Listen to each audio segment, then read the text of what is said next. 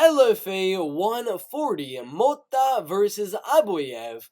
Full card prediction and some of our bets at the end of the video. Carlos Mota, Rizan, Abuev. Now, this is a very, very good fight. 5 rounds in the flyweight division. Carlos Mota's only loss to LFA champion Charles Johnson. That's actually now a UFC fighter taking on Rizan Abuev, who fought Tyson Nam. That just got a great win inside of the UFC. We got the co-main Mairon Santos, who just fought UFC fighter Dan Argueta in an LFA main event, taking on Dwight Joseph, who, if you look at his record right here, has also fought, if it's not going to go to the record, has also fought a UFC fighter in Jay Perrin, and he beat him by unanimous decision. We got Ryan Leninger, who also beat a UFC fighter in Darius Flowers. Gonna be fighting Bahatebole Batebolati, who just lost to Harista Lunzik, who's about to be in a main event. We got Ray Waters, Leivon Lewis. That's a good fight. Leivon actually just lost to UFC fighter Jordan Levitt. Richie, Miranda, Elijah Harris. Braden Pagaoa versus Dillion Cox, Wes Schultz and John Knutson, Carlos Trinidad, and Deontay Arnett. As usual with these videos, we're going to go through the bottom all the way to the top, give you my predictions and my breakdowns of the fights, who I think is going to win, how I think they're going to win, and if you want to see all of the prop bets, the money line bets, the parlays that I'm thinking about doing for LFA, for Bellator, and for every MMA organization out there, go to the top link in the description and just click the link at the top right there. That'll be all of my bets.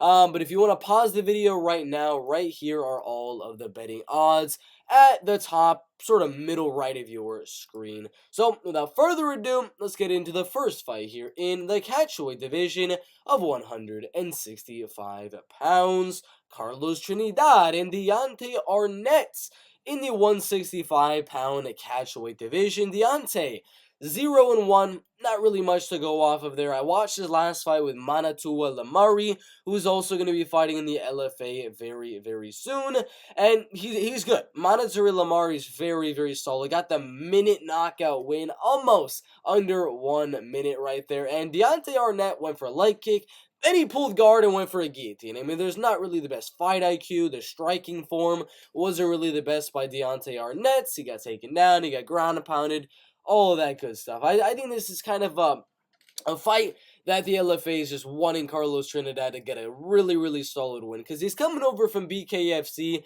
coming off of 2 very solid knockout wins right there. Before that, got a second round doctor stoppage win in his MMA, his only MMA fight. His amateur career was very, very long. Not the best amateur career, but it was a winning record, and he ended it with a few decisions and a first round knockout. Just seems like they're trying to give him a good win right here. He throws wild, he can eat a shot, and he's going to trade with Deontay Arnett until, well, Deontay Arnett goes down. And not to mention, Deontay Arnett is going down a lot of weight classes from the middleweight division all the way down to 165. I got Carlos Trinidad catching Deontay Arnett with some hooks. I mean, that counter left hook while his opponent was coming in over there in his BKFC's, I believe, debut, was absolutely amazing. Carlos Trinidad by first round TKO. John Knutson and Wes Schultz in the middleweight division. I'm going to keep it simple. I'm going to go with Wes Schultz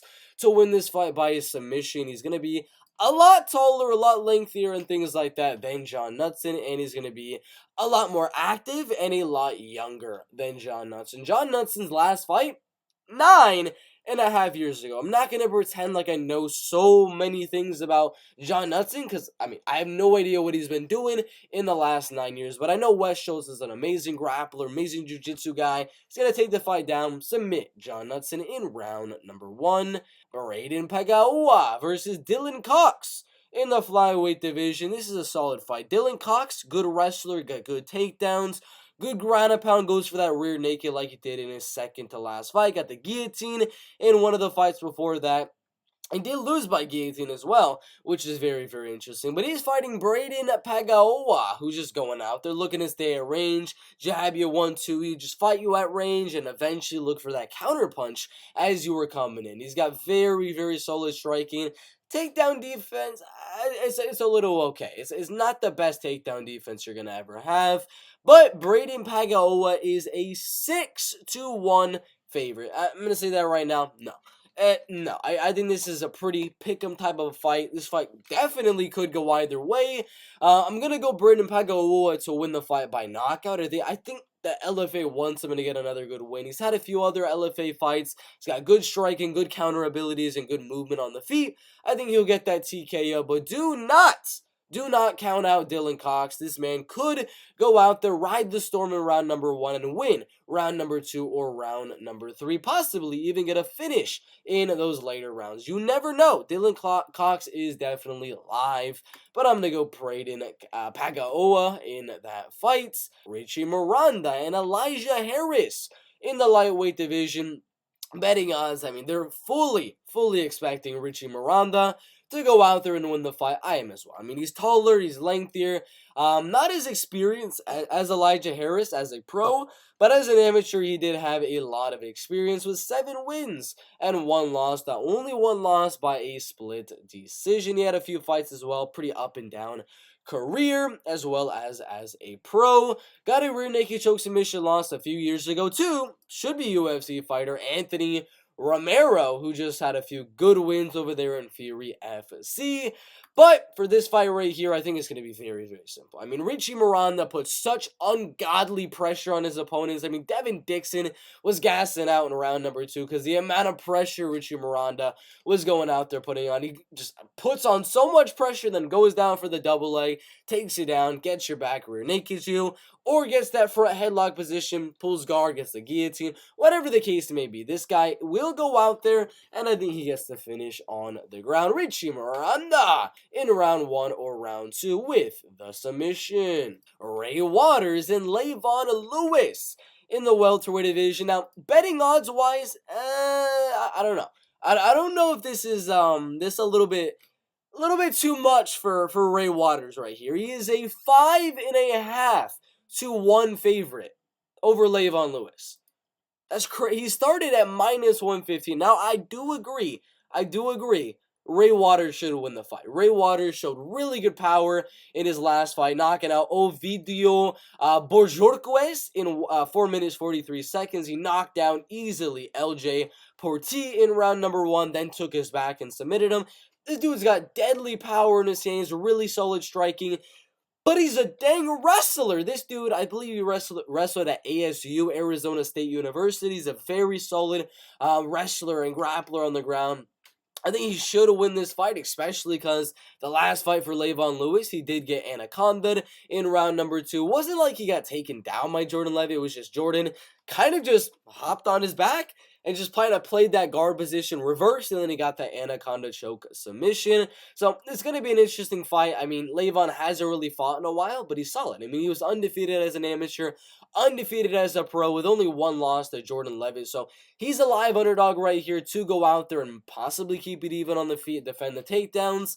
But, you know, I think eventually Ray Waters will get the fight to the ground. I don't think we see another knockout. I think he gets a submission in round number 2. Ryan Leninger and Bahatebole Batebolati in the welterweight division. Betting odds really quick.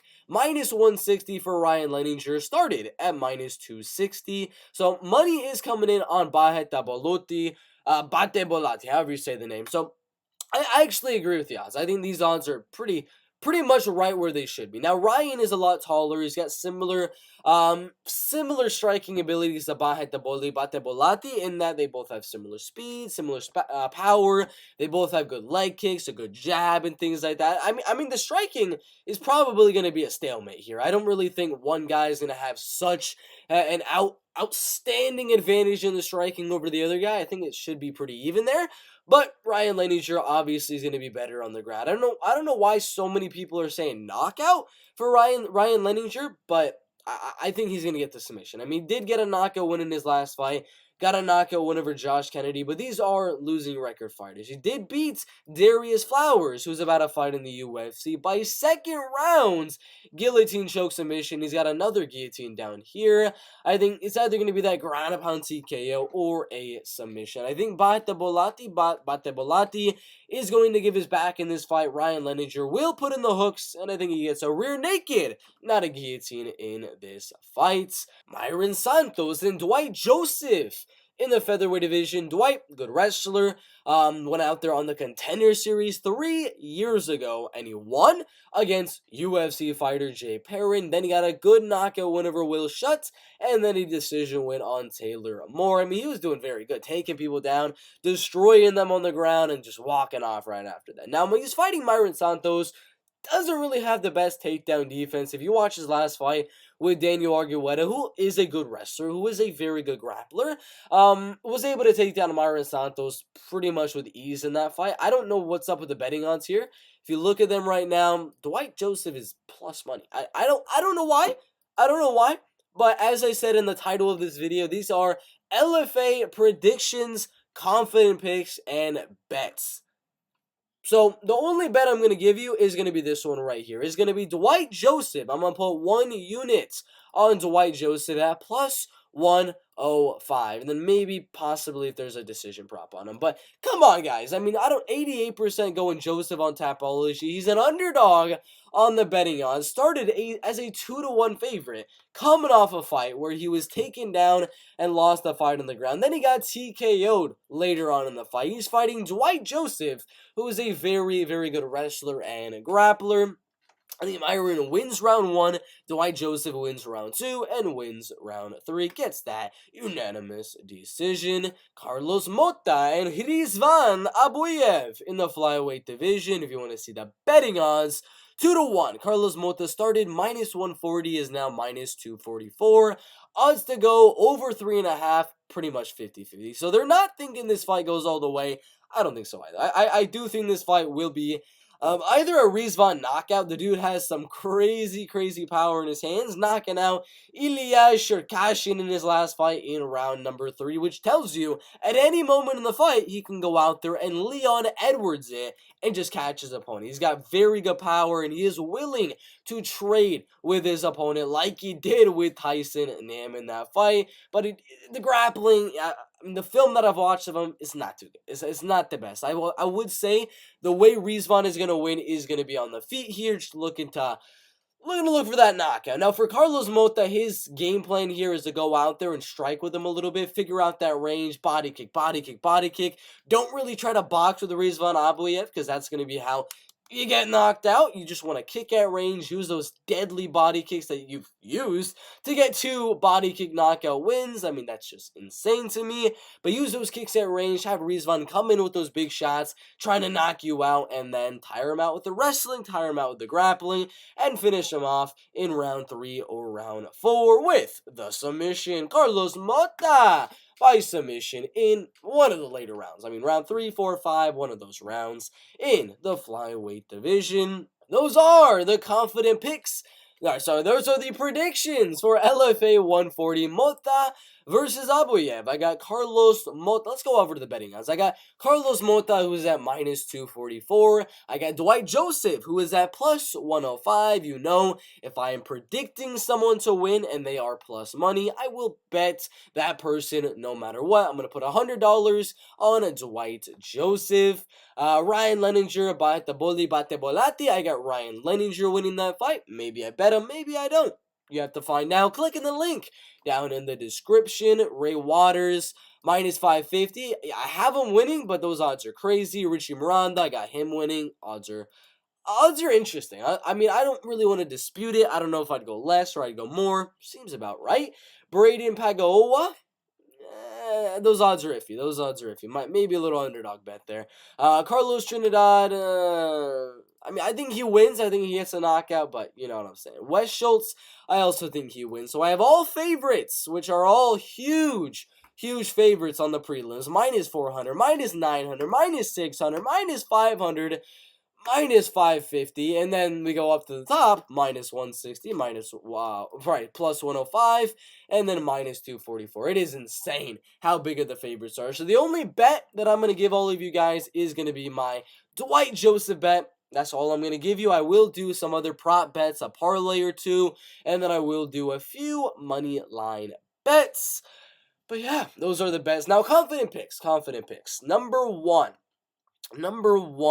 on this entire list is not going to be Braden. I think his odds are a little bit nuts. Wes Schultz could be it. Wes Schultz, I'm going to be dead honest, could be it. I'm going to go Wes Schultz. Wes Schultz, number one, most confident Richie Miranda. Number two, most confident Carlos Trinidad. Number three, most confident Ray Waters. Number four, most confident Braden Pagaoa. Number five, most confident. Carlos Mota. Number six, most confident Dwight Joseph, Brian Leninger.